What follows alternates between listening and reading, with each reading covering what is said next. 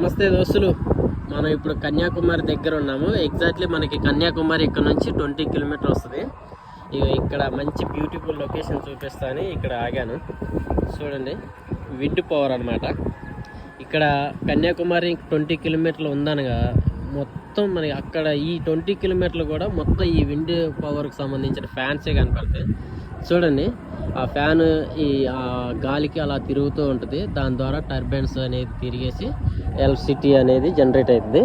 ఇక ఇలా మనకి ఎలక్ట్రిసిటీ అనేది కనెక్షన్ ఇచ్చేసి మనకి లోకల్లో పంపిస్తారనమాట.